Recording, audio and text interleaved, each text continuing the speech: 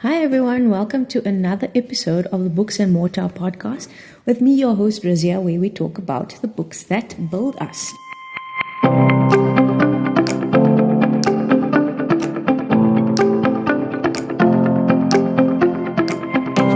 So today's episode, as I mentioned in the last one, is going to be about more confessions of a 40-something fuck up by Alexandra Potter. So I really liked the first book. I was so stoked to start the second one. So I know it's been like a little while since I posted an episode, but life has been a bit hectic. But, here we are, up and running again. We take the knocks and we stand up and carry on, right? So here we go, more confessions, right? Book 2. So I was like really excited when I found out that there was a sequel, right, to this awesome book, and I couldn't wait to get my hands on it. It's longer than the first one, just like a few pages shy of 500. It's a long book, right? But I have to tell you that Nell and Cricket are so engaging that you get drawn in, and suddenly like 500 pages doesn't feel like enough. So the thing about sequels is that they always get compared to the first. Was it as good? In my opinion here, no. It wasn't. There's a lot of repetition in this book from the first one, which was kind of like a bit annoying. I also felt that not as much actually happened in this book as in the first one. And we're kind of like skating along, which isn't a bad thing, but it was different. So, okay, let's get into it, right? The synopsis. There is no magical land you finally arrive at where everything is figured out, fixed, and sorted. Life, like us, is a sum of moving parts, and if we're lucky, we get to keep fucking up, figuring it all out and laughing in the face of it all. Nell's back. Her life isn't going to plan, and she's still asking the big questions and getting none of the answers. Like, for example, why is falling in love so easy but staying in love so hard? What do you do when your friendships are put to the ultimate test? Can we ever really live in the moment and leave the past behind? When everything goes up, do you fall apart or jump on a plane to LA with Cricket, an 80-something widow and your BFF? And when all else fails, will celebrity-scented candles, smashed avos, and Instagram filters save us? Hashtag only joking, hashtag sort of, hashtag LOL. Okay, so where do we end off in the first book, right? So if you're listening to this episode and you haven't read the first book, please be prepared for spoilers. So if you don't want spoilers, then like turn this podcast off now. Now, did you turn it off? Did you? Okay, cool. So at the end of the last book, Nell got together with Edward, and it seemed as though everything was going to work out, right? And this book starts just after the pandemic. Phew, yeah, what a time. Hey, life is now like divided into two eras, before COVID and after COVID. But the worst part about this is that Monty's play that Nell helped finish right was actually put on hold because there were no performances during COVID, right? So, no, the worst part was that they ran out of toilet paper. Even though Edward told her how she's supposed to ration it, right? But she says that even though it seems as though her life has somewhat settled, she still feels like a fuck up. And this is what she says. Because honestly, for the most part, I'm just someone stumbling along through life and making it up as I go along. It's like the older I get, the less I know. My life still doesn't resemble what society would have us believe my life should look like. Never married, no children, zero interest in yoga and making ceramics, not one photo of me on social media killing it in a bikini. I'm still asking the big questions and struggling to find the answers, and for every win, I still have my wobbles and challenges and demons yapping at my ankles. So this is how lockdown went for Nell, right? 1 minute I was working on my triceps with Davina, the next I was disco dancing in my kitchen with Sophie Ellis-Baxter, and it was quinoa with everything. But gradually the novelty had worn off. The lockdowns wore on, summer turned into winter, I twisted something, I couldn't focus, I felt exhausted but couldn't sleep. Overwhelmed and anxious, I started comfort eating, but it gave me no comfort. Whilst everyone around me was hashtag living their best lockdown life, I would lie on the sofa eating cheese puffs and doom scrolling. I think this is how it was for a lot of us. It's like we were really motivated to exercise and take up the home hobbies and finish building those Legos that have been sitting around for ages. Was that just me? But even though we started off strong, I think eventually the exhaustion crept in. And I think the underlying anxiety and depression also kind of just took over at some point. And things kind of fell flat. and we were just waiting for life to go back to normal. And I don't know that it ever really did, though. Re-entering society was especially difficult for Cricket, and I think it was the same for a lot of people. We just weren't sure if we could hug each other anymore. We felt nervous to stand too close to somebody, not to mention like having a heart attack if someone coughed near you. Drive-through birthdays, Zoom funerals and weddings. It was a unique time, and I'm sure it's a time that the next generation will learn about in the history classes at school.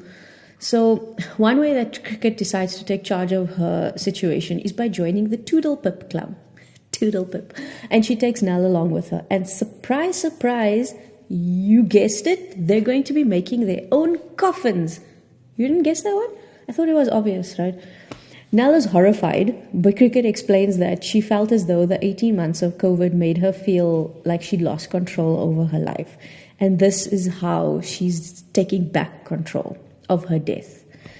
Only Cricket, yeah. So things have changed a bit with Nell's friends as well. Fiona's husband, David, has been working from home during the pandemic, and he's starting to work on her nerves. Max and Michelle, now with 4 children, have reversed roles. Max lost his job in the previous book, and Michelle started a home industry selling masks. And she's become so successful that she branched out into other products now as well. So she's now working, and Max is a stay-at-home dad, and he's not coping well. Worse still, he's drinking a lot. And Holly and her family are moving to the country. Should I include Annabelle in this list? I'm never sure. But Annabelle is divorced now, and she's become a life coach because she just has so much to offer, And she charges a fortune, obviously. Oh, and Nell and Edward are engaged. Yay, she said yes. So Nell decides that they're going to have an engagement party, and they invite all of the usual suspects, including some of Edward's friends. So Cricket and Edward finally meet. I can't believe they didn't meet at any point during the first book. I just find that so weird. And Fiona brings Annabelle. I don't understand Fiona's obsession with Annabelle. As passive-aggressive as Annabelle is, Fiona, she just turns a blind eye. I don't know if she just really doesn't see it or if she just doesn't care, especially the way Annabelle treats Nell. So Annabelle and Nell had a moment at the end of the last book, the first one, but I don't think that anything substantial has really changed between them. But Fiona now feels sorry for Annabelle because she's divorced, and she says that she's been feeling lonely, so she's brought her along. And just to put the cherry on top of everything, Annabelle flirts with Edward at the party. I swear, this woman has no boundaries, eh? So Nell eventually gets into the spirit of planning a wedding. And she's having these dreams about having it in France, at a chateau, because apparently Edward's father lives in Provence, and so what if they aren't that close? So she and Edward sit down to talk about wedding plans, and he opens up his laptop to show her something, and she's so excited, thinking about the south of France, fairy lights and vineyards, and he shows her an Excel spreadsheet. He's worked really hard on it, right? There's a budget section, a guest list, a seating plan, and you can see Edward is very pragmatic, and Nell's bubble is completely burst. Men and women are very different when it comes to planning a wedding. Oh my word, shame. She was so let down. I'm telling you, it was funny. So Nell goes along with Edward and his son Oliver to drop him off at university. So Ollie's twin brother Louis is going to be taking a gap year and spending it in Paris, working and improving his French, a lucky bugger. And on this trip, we get a little foreshadowing of the issue that's going to be the main subject of Nell's angst for this book. So in the first one, we find out that Nell had a miscarriage, and she's still very much grieving that miscarriage and having all the what ifs, And on this trip, she's looking at her mother sending her child off to university, and she stumbles over herself, trying to explain to her who she is to Ollie. Watching Edward and Sophie with Ollie, I'm filled with mixed emotions. It's such a rite of passage sending your child off to university. But as much as I share Edward's pride, I feel like an outsider. Where do I fit in? Being a stepmom can be hard to navigate. Hardest still is navigating my own loss, of which today I can't help but be reminded. Would that have been me, the proud mom, trying not to cry? So Edward doesn't know about the miscarriage yet, hey, by the way. It seemed as though in the previous book that she was able to move past it, but she hasn't. And it starts playing on her mind more than ever. And then when Edward's other son, Louis, comes home from Paris with his girlfriend, Nell becomes very keenly aware of her age. It's funny how getting older creeps up on you. It's gradual, like the buildup of ice on your freezer. One day you're heading out to a club at 11 a.m., 11 p.m. The next you're heading happily up to bed. That's if you're not already in it, fast asleep with your earplugs in. Apart from when you happen across an old photograph or go to take a photo and have the camera turned the wrong way on your phone, you still feel the same inside. This is so true, eh? Age really does sneak up on you. It's like the first time you get called ma'am. Ugh. So this actually reminded me of a scene from Schitt's Creek, which is a Canadian series. If you haven't watched it, I highly recommend it. Schitt's Creek it's amazing. So this character tells Jocelyn, tells Moira Rose, that inside she feels like she's 19 years old, and then she catches a glimpse of herself in a passing mirror and she realizes that she's so not. So Moira tells her that us aging mortals are blessed with weakening eyesight and memory so that we don't have to examine ourselves too closely. And if she likes the number 19, then go be 19. If only that were really possible. But I agree with Jocelyn and with Nell when they say that you feel the same inside, but when you see yourself in the mirror, it can be a bit of a shock. But this is just my opinion, right? Is that I feel like we lose something of our younger selves as we age. Like we tend to be a lot more enthusiastic and optimistic and just different when we're younger. As you get older, you tend to be busier, you're more stressed, we joke less, we laugh less, we take fewer risks. Our dreams come smaller, we color our hair only neutral colors, and we wear practical clothes. It sucks. So sometimes I look at myself and I wonder if my teenage or 20-something-year-old self would be happy with where I am now. And I don't know, you think sometimes about the ambitions that you had in your 20s and now in your 30s, where you currently are and what your current ambitions are, and they've changed so much. I don't know. I don't know if that's just life, if everybody experiences it. I'm not sure. Let me know. So the same way, Nell is then also struck by how carefree Louis and his girlfriend are. So while she and Edward argue about the dishwasher, the TV remote, and the thermostat, they're flirting and laughing with each other. Annoying. So guess what Nell is doing for her hen party, as the Brits call it, a hen party. In South Africa, I don't know, what do we call it? A bachelorette? A bridal shower. People call it a bridal shower. There we go.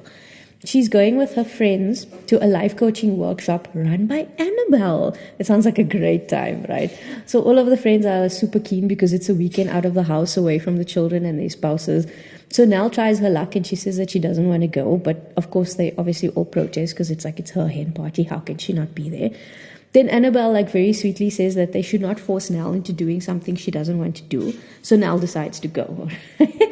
Annabelle is a great motivator for her when it comes to this reverse psychology thing. So I'm not going to tell you about what happens there. You can read about it in the book. But when Nell gets back, she goes with Cricket to Kensington Palace for an exhibition of Diana's wedding dress. And while they're there, Cricket tells her something. She says, we're here to look at a dress worn by a woman marrying a prince. But look around you. It's all women here with their friends. She turns, her gaze sweeping around the exhibition. So much is made of romantic love, but I've always been of the opinion that one's girlfriends are our real soulmates. And if you're a woman, right, and you've had just one good female friend in your life, you'll understand exactly what she means by this. And if you're a woman and you don't get it, then please find yourself some female friends because they're priceless. Women bond very differently to men. We bond faster, we bond deeper, and the relationships that women have between each other are something else completely. So because Nell is in her 40s, she goes to the doctor for a checkup, right? So she's been on the contraceptive pill and the doctor tells her that there are alternative methods because the pill comes with higher risks for women over the age of 40, So she suggests the intrauterine device as that will take Nell up to menopause and then it's going on inside, which is hard as all at once there's a lot going on inside. I thought I was at peace with not being a mother, that I was going to have a different kind of life to the one I was meant to have. But now suddenly, it's like there's an unexpected item in the baggage area. I don't like this phrase, right? The life I was meant to have. We don't know what kind of lives we're meant to have. We all have ambitions and we have ideas and dreams, but I don't think that you really know what kind of life you're meant to have. We could think that we're meant to get married and have children, have successful careers, and be super moms, but sometimes that doesn't happen. And it should be okay because we shouldn't necessarily have this preconceived notion of what life should be. And I feel like that's the whole point of these books, is that to let go of the preconceived notion of what you think life should be, based on like people's and society's expectations of you. Life is what it is. And of course, like, we strive towards things, but we shouldn't fall apart if things don't work out, which I know is very easy to say and it's very difficult to act on. It's like a lot of these small things in life feels like common sense, but then it's very difficult to actually implement it in your life. So we need to normalize people taking different paths, though, and letting them have the space to choose their own path, regardless of what the majority think of it, Anyway, so the challenge is, though, is that if Nell wants to have a baby, it's going to be difficult for her to get pregnant and then see the pregnancy through, which may be more traumatic for her given, her history with the miscarriage. So it's a difficult decision for her, but the doctor tells her that if it's something she wants, she shouldn't wait any longer. I can tell you, life is hard for women, eh? This difficult decision of having a child or not has to be made like before a certain age. Otherwise, it's like you forfeit. So I think that as more women have become professionals and are a productive part of the workforce, the decision about whether or not to have children has become a little bit harder because now there are more factors to consider. So in fact, like in a lot of European countries, the birth rate has declined so much that the population growth is actually negative, and women are being incentivized by governments to have children.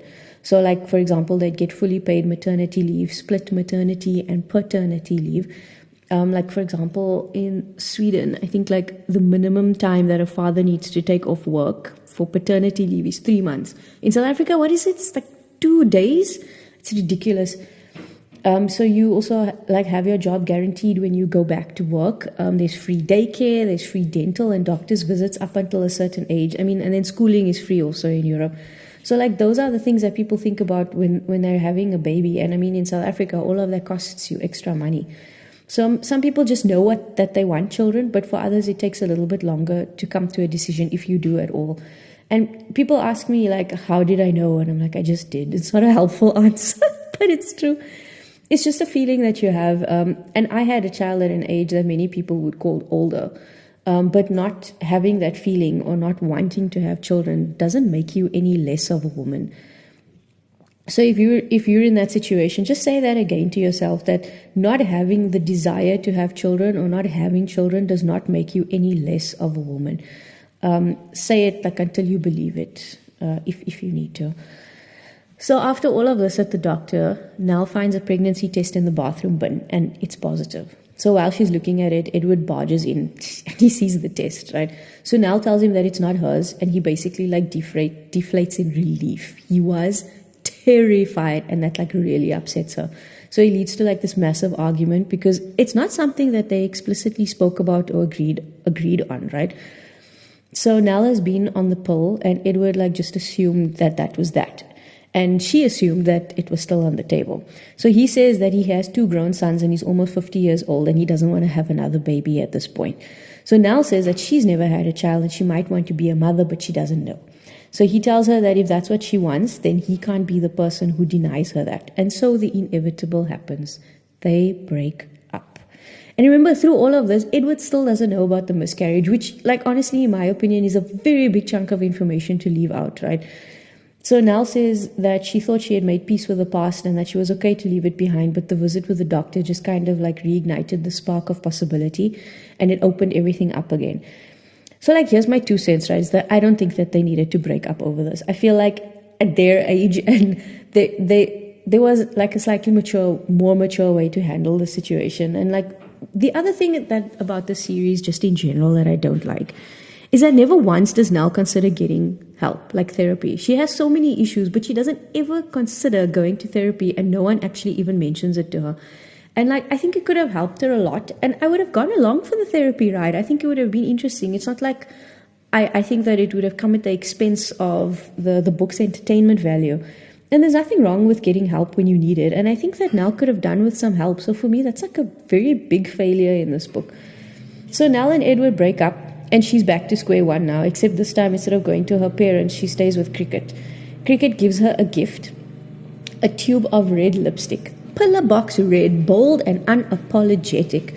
So Cricket tells her, "You know, in the war, they didn't ration lipstick. Churchill knew how important it was for morale. Red lipstick isn't about vanity, it's empowering." She smiles widely, showing off her own red lipstick mouth.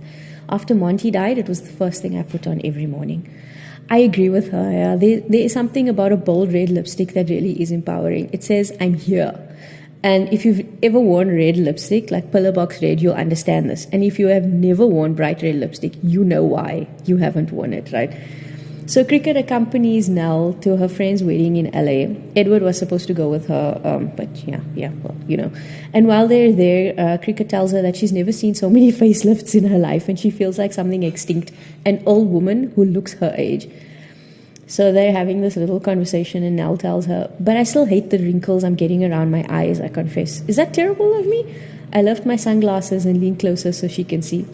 "My dear girl, what's terrible is that we're taught to hate them. That somewhere along the line, someone made up the rule that women shouldn't be allowed to age. You know, I had Botox once." "Well, now you've said that, I've been thinking of getting some myself, I admit," and she nods understandingly. "Well, if you want to try it, why not? There's enough judgment on women without putting any more on yourself. I tried it once years ago when I wasn't getting the parts. Being an actor is quite brutal for a woman. The roles dry up as you get older. Unlike the men, of course, who simply become distinguished and grow a beard," she adds with a smile. She says all of this matter-of-factly and without a hint of bitterness, but I can't help thinking how unfair it all is. So I understand why Nell feels annoyed. Like, it irritates me as well. It's like, and this is something that a lot of actresses have been talking about, how women are not allowed to age, just in the industry especially, but just like in general as well. So Kate Winslet especially is quite outspoken about this. And if you think about it, many of the actors like that I grew up watching as a kid are still acting. But many of the actresses aren't acting as often as they used to. Like Sandra Bullock, Julia Roberts, Kate Winslet. Except Jennifer Lopez. She just looks like she's defied time completely, and she's just something else. But society is so incredibly critical of women and the way we look. And you hear it often, in small ways. "Why are you dressed like that? You look so old. Why don't you put out some makeup? It'll make you look fresh. If you don't look good, you're like accused of not looking after yourself." Men don't really get this, but women are criticized a lot, and most often by other women. And this is everyday women, right? So I imagine that if you're in the spotlight, it's even harder on you. But there's this very strong idea that the media pushes relentlessly that young is beautiful and old is ugly, and it's directed mostly at women. So older men are distinguished while older women are haggard. It's ridiculous. Like, we need to do better as a society and not judge each other. Women's bodies go through so much in their lifetime. Like, men don't even experience half of what we do, and we're expected to age the same way they do, or like not age at all. It's madness. So I like how the chapter ended, though, with Nell's gratitude list, saying that she's grateful for the super fabulous Cricket for showing her there's no age limit to fun, it's never too late, and there's power in growing older, but you've got to stop looking at the outside as it all happens in the inside. I love Cricket. I love her. She's great. So after the wedding, back in London, Nell starts thinking about the different options that are available to her if she wants to have a child, right? But she doesn't actually seem to be making any moves on this. So this is what she says. "For weeks now, it's been going around and around in my head. I've been thinking about it, but not doing anything. And yet, if I wanted to be a mother, what was stopping me?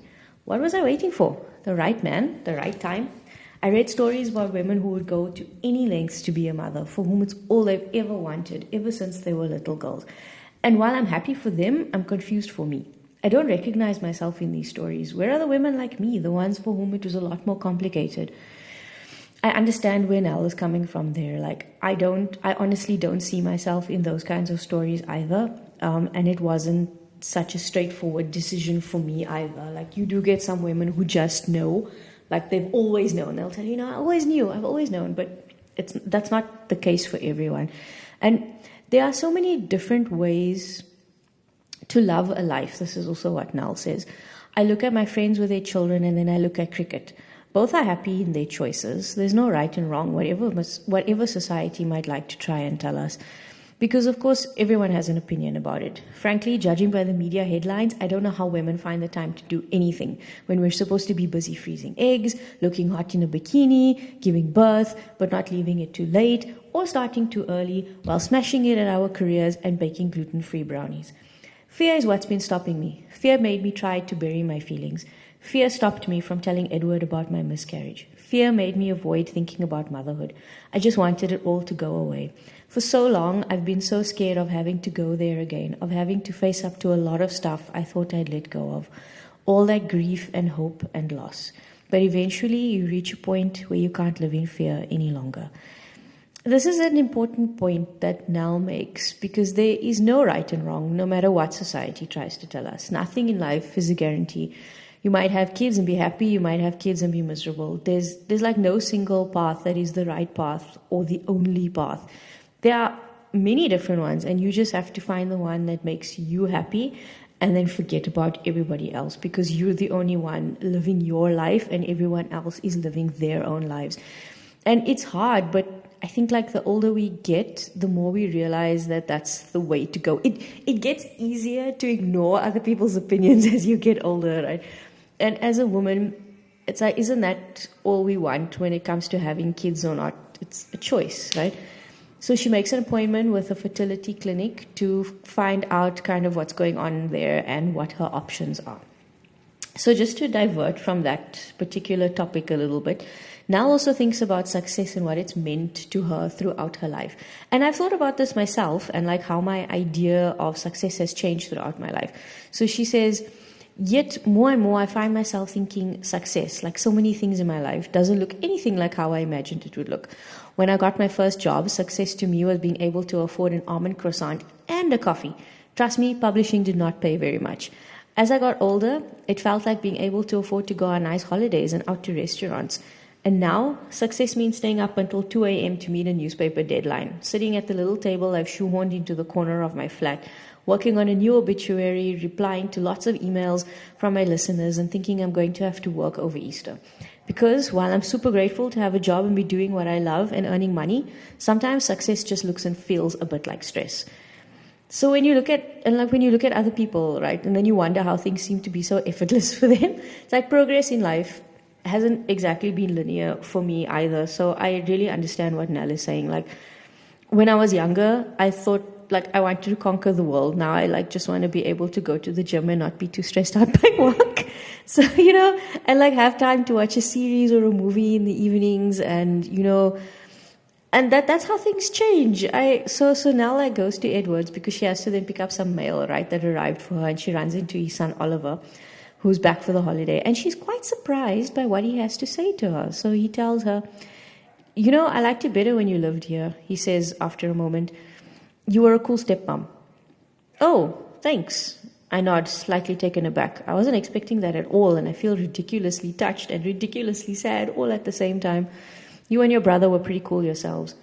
Some of my mates have pretty terrible ones. Stepmoms and stepdads, I mean. Oh, right. I pull a face. That can't be easy. No, he shakes his head. But you were always more like a mate. It's like a sucker punch. I feel my eyes well up and I blink them rapidly, not wanting him to see. All this time, I didn't think he and Louis had paid much attention to me. I was just their dad's girlfriend, someone to be constantly filling the fridge and making them food and clearing away their endless empty cups and plates when they came to stay. I wanted them to like me, for us to have a good relationship, and I think we did for the most part, and yet now I realize my presence was valued more than I ever dared to hope. In all of this, I'd never realized just how attached I'd become to him or his brother, or how much I missed them both. Edward and I might not have had a child together, but now standing here in the kitchen, it dawns on me that we'd still had a family together. And then after all of this, she gets the results of her fertility tests back, and it says that she's at the age where she's basically told her bumpers have fallen off, her suspension is knackered, and her tank is running on empty. In other words, this old banger has well and truly failed to pass. Oh dear. So she speaks to Cricket and she tells her she feels like menopause is just sitting there waiting for her like a big dead end. And Cricket tells her, I'll let you into a secret now. It might feel like the end, but that's only because women are never told the rest of the story. So let me tell you mine. She leans across the table towards me until her face is close. Like a new beginning. I felt like I used to before all those hormones held me hostage for years. Before I cared about what boys thought or how my hair looked or if anyone found me attractive. Because I was no longer looking for their approval. I didn't give a damn.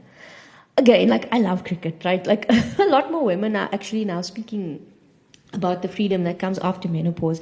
And it gives me hope. So, like, thank you to you all. It really helps when women are honest with each other about things. And, like, often I feel as though we're only given half the story, like pregnancy, childbirth, motherhood. These things are, like, romanticized to another level. And we don't talk about the difficulties and the traumas that can be associated with these events. So when someone goes through a difficulty, we tend to think that we're the only ones. We don't know how to deal with it. There's no support for us because no one wants to talk about it. And it's so damaging. And, you know, people can feel that they're a bad mother just because they don't feel up to it today, and others seem like they love every single second of motherhood. No one loves every single second of motherhood, okay? It's impossible. Like, it's normal to have mixed feelings. It's like, it's a contradiction. It's one of life's, I think, biggest contradictions. So, like, we really have to be there for each other more as women and not judge each other. And I've said this before, and, like, you know, all of these books just kind of bring out the same message over and over. And Nell is feeling pressure to make a decision about her motherhood journey, and Cricket tells her, you know, Nell, what I don't think you realize is that sometimes in life, not making a decision is still making a decision, she says gently. And just like that, a curious thing happens. It's like a weight is finally lifted. Phew, not choosing is still choosing. It's powerful words, hey? So Nell is now going to record the final episode of her podcast, and she builds up the courage to tell her own story. So something exciting now is that Monty's play that Nell helped finish is being premiered at the West End. And that's awesome, right? She's a playwright. So they're sitting in the theatre and it's a packed house. And there's just like one empty seat next to Nell. So she says, it must be a spare. And then I see him, that tall familiar figure in his favorite dark suit, hair that grows like a weed and forever needs cutting, hanging over his black-rimmed glasses. I watch as he walks down the steps towards me, and now Edward's here, sitting beside me, and I'm looking at him with disbelief. And she's thrilled, right? They both are. She says that loving someone is the hardest thing you will ever do, and it's also the best, and I agree. And then they elope. Yay, I'm so happy for them. They decide that they're going to try to have a baby, but they're not going to not try either. So it's like, if it happens, it happens, and if it doesn't, it doesn't. So she says, I remember once when things were particularly tough, talking to Cricket about all the messy stuff, the scary stuff, the hard bits, the bits that don't go right or won't fit or feel broken, and how when things feel like a struggle or we're fucking up and failing, we're always told to look for the silver lining. But what if you can't see one? What if there isn't one? I asked, and she looked at me and smiled as if the answer was obvious. Because when you think about it, it is. Oh, Nell, my dear, life is the silver lining. And on that lovely ending, I think that's all for us from Nell and Cricket. And I must say that I have loved every minute of it. These are books that I could read again and again. And it's a story that I think will stay with you, which for me is the mark of good writing. So I've given you, like, again, the main plot line of the story, but there's loads of other things that's also going on with Nell's friends. But you'll have to read the book to find out about all of that. So I started watching the series called Not Dead Yet, right? So Not Dead Yet is based on these books. It's very different. Like, for example, Nell sees the ghosts of people that she has to write the obituaries for, but which was a bit odd, but it's funny. It works. The names have all changed, but you can, like, sort of pick out the characters in the story. Cricket is also pretty different, which I thought was a huge shame, though, because Cricket is such an amazing character and she plays such a big role in the books. But, like, in the series, she takes very much, like, secondary, even if not even a tertiary role. Which was quite sad. But I think that, you know, if you watch it just to enjoy it as a series, it's really great. Like, don't watch it with the expectation that it's going to be like the books, because it is, but it isn't. So Gina Rodriguez plays Nell, and she's awesome. Like, I love her. But sadly, like, the series was cancelled, even though it did quite well when it was first released. But I wouldn't hate it if they made these books into movies. Like, I think they could be adapted quite well. But I liked the series. Like I said, don't watch it with any expectations. Just watch it to enjoy it. And I think that you will enjoy it. So I gave this book 4 stars because I liked the first one a little bit more. But the rating on Goodreads is 4.1, which is a really good score. So please give these books a read if you think you would enjoy them. I think that almost anyone would. But read them in order, please. I don't recommend reading the second one before the first one. So they are available in bookstores. I've seen it at Exclusive Books. So they are available on shelves. If you can't find it, then obviously you're online. But yeah, give the bookstore a try first, right? So happy reading, everyone. Until next time, this is the Books and Mortar podcast with me, your host, Razia, where we talk about the books that build us. Thanks. Bye.